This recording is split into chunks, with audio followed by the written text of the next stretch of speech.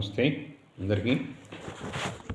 నా గురుదేవులు by Swami Vivekananda continuation. క్రియా విభజన ప్రణాళిక మీద ఈ మన ప్రపంచం ఆధారపడి ఉంది. కష్టే ఫలి అనే నీతి విధానంలోనే మన ప్రపంచం నిలిచి ఉంది. సమస్తాన్ని ఒక్కరే అనుభవిస్తారనటం వ్యర్థ ప్రలాపన. అయినా మన మూఢత్వాన్ని ఏమని చెప్తాం? అజ్ఞాన దశలోని శిశువు తన ఆటబొమ్మ తప్ప మరో కోరదగ్గ వస్తువు ఈ ప్రపంచంలో లేదని భావిస్తోంది. అలాగే భౌతిక శక్తులను హస్తగతం చేసుకున్న మహిమాన్వితమైన దేశం సర్వసిద్ధి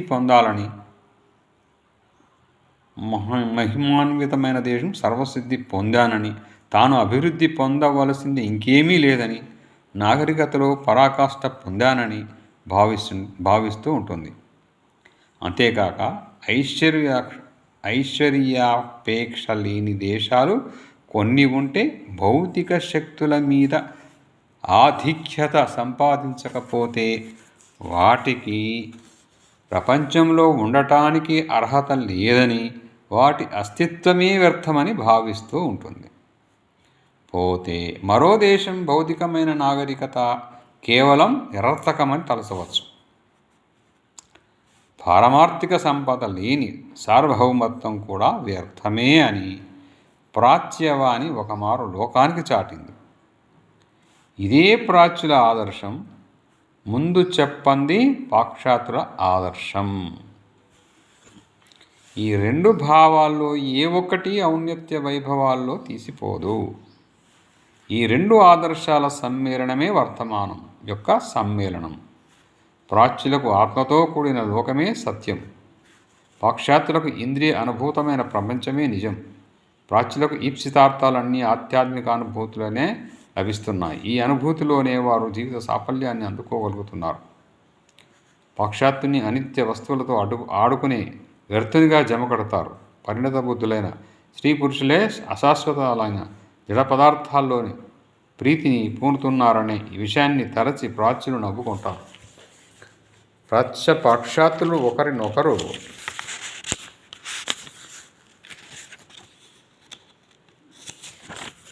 పిచ్చివాళ్ళుగా పరిగణించుకుంటారు. పాశ్చాత్య ఆదర్శాలు రెండో మానవాభ్యుదయానికి సమానంగానే ప్రయోజనకారులు. ప్రాచ్యుల ఆదర్శం పాశ్చాత్యుల ఆదర్శం కంటే ప్రాముఖ్యాన్ని వహిస్తోందని నా అభిప్రాయం. యంత్రాలు మనిషికి సుఖాన్ని ఇవ్వలేవు కూడా. ఈ విషయాన్ని మనుషులచే ప్రయత్నించేవారు యంత్రాలకు సుఖాన్ని ఇచ్చే శక్తి ఉందని చెప్తారు. కానీ సుఖానికి ఆశ్రయభూతమైనది మనస్సు. మనస్సును జయించిన వారొక్కరే సౌఖ్యాన్ని పొందగలరు. మిగిలిన వారికి శాంతి లేదు. నిజానికి యంత్రశక్తి అంటే ఏమిటి? తీగ ద్వారా విద్యుత్ శక్తిని పంపగలిగిన వారే శక్తిశాలి. ప్రతిభావంతులు అనడం ఎందుకు? ప్రకృతి ప్రతి విషయంలోనూ 1000 రెట్లు అధికంగా ఈ కార్యాన్ని అనుసరిస్తుందే. కాబట్టి ప్రకృతికే దోషులకి దాసోహం అనవచ్చునా? విశ్వాన్నంతా లోపరుచుకొని ప్రతి అణువును వశపరుచుకున్న నీకు కలిగే పురుషార్థం ఏమిటి? ఆనందానికి మూలకందమైన శక్తి నీ హృదయంలో లేకపోతే నువ్వు ఆత్మ విజయాన్ని పొందకుంటే ఈ భౌతిక ఆకర్షణలు ఏవీ నీకు శాంతిని ప్రసాదింపలేవు.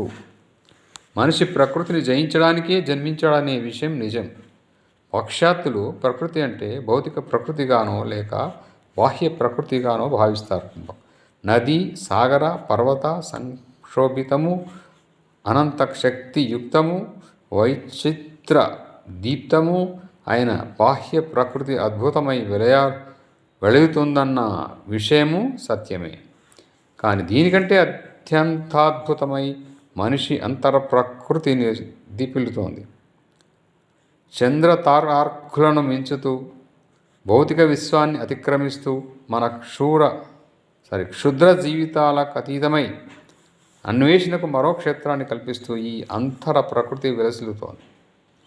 పాశ్చాత్యులు బాహ్య ప్రకృతి విషయంలో వైశిష్టాన్ని సంపాదించినట్టే ప్రాచ్యులు అంతర్గత అన్వేషణలో విశిష్టతను వహించారు. కాబట్టి ఆధ్యాత్మిక సమన్వయం ప్రయోజనమైనప్పుడు అది పాశ్చాత్య దేశాల నుంచే ఉద్భవించడం ఎంతో సమంజసం.